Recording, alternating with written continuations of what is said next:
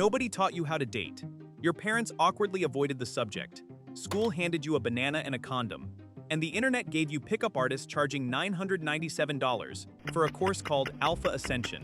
So here you are, overthinking a text for 45 minutes, debating whether haha reads as flirty or desperate, and wondering if being left on red for 2 hours is a personal attack or just a Tuesday. It's not a skill gap, it's a knowledge gap. And in the next 10 minutes, you're getting the actual mechanics. The psychology, the science, the communication. Not the manipulation scripts, not the top 10 openers that always work. The stuff that actually builds something real. Let's start with what most advice gets completely wrong.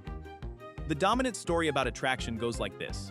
Be confident, be mysterious, play hard to get, don't text back too fast, make them chase you.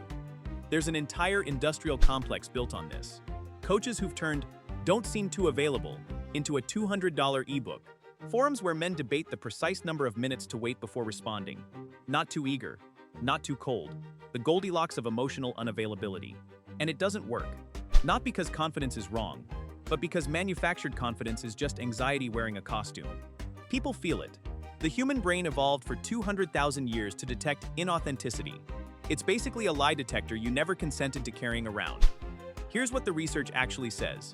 A 2010 study out of the University of Texas found that the traits people find most attractive over time, warmth, humor, intelligence, stability, are almost entirely invisible in a first photo, but they're completely legible in a first conversation. Which means the entire logic of optimizing your opening line to stand out on the app is solving the wrong problem. You're engineering the packaging when the product is what matters.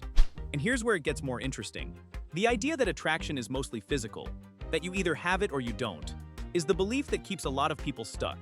Proximity, familiarity, emotional safety, even smell. These are all documented drivers of attraction that have nothing to do with jawlines or Instagram filters. The fact that we now meet most potential partners through screens has essentially stripped out 4 of the 6 major mechanisms humans use to evaluate compatibility. We're running on a drastically reduced dataset and wondering why it feels so hard.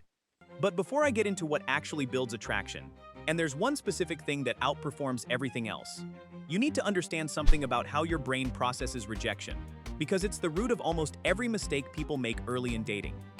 Rejection activates the same neural circuits as physical pain, not metaphorically, literally.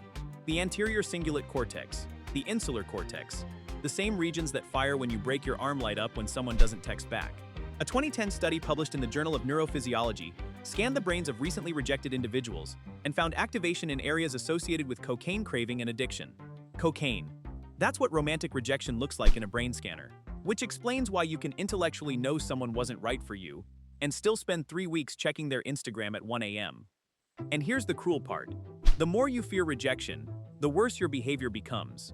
Not because you're weak, because the fear response hijacks the prefrontal cortex, which is the part of your brain responsible for wit, warmth, and reading a room.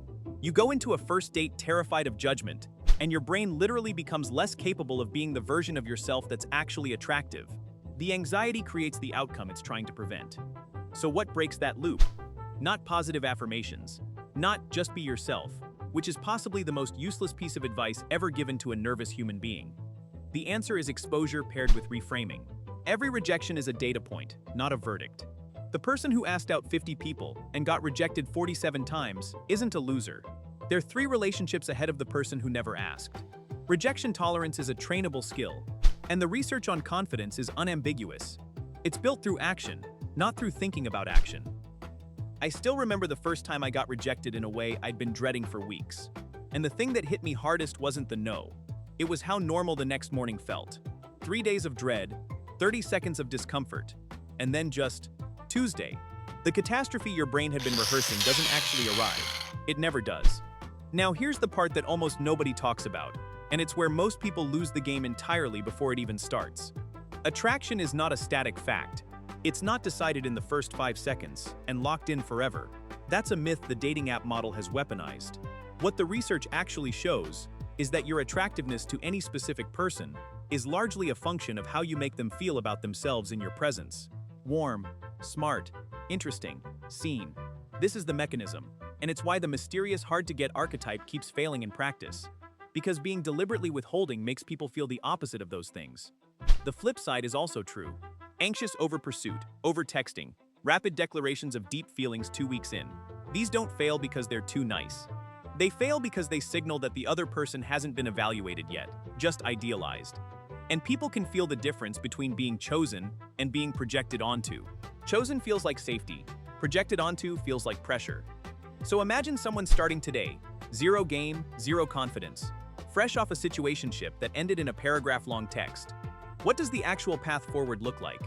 It doesn't start with an app.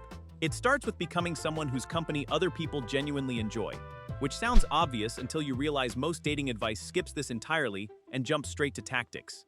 The foundation is curiosity, not performed curiosity, not ask 3 questions before talking about yourself. Actual interest in other humans. People who are consistently attractive across contexts share one trait more than any other. They make conversations feel like discoveries rather than auditions. From there, communication is where most people leak value without knowing it. The biggest mistake isn't saying the wrong thing. It's not saying the thing at all. Vague interest expressed vaguely produces vague results. We should hang out sometime is not an invitation.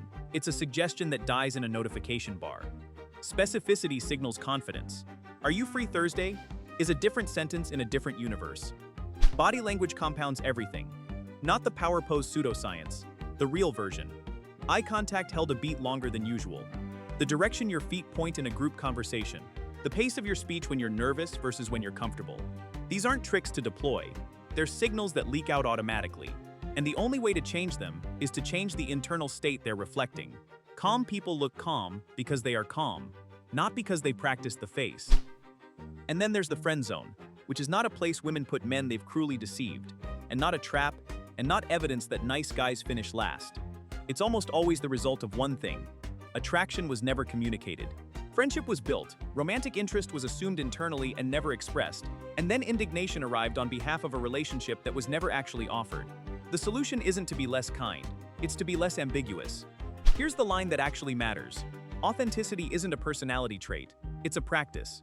It means showing up as the version of yourself that exists when nobody's evaluating you, and trusting that version to be enough. Sometimes it won't be. That's not failure. That's compatibility working as intended. The people who are exhausting to attract are usually exhausting to keep. The real question nobody asks at the beginning, the one that quietly determines everything, is not how do I get someone to like me? It's what kind of relationship am I actually capable of showing up for? Because attraction gets you to the first date. Everything after that is a different conversation entirely, and most people have no idea how different.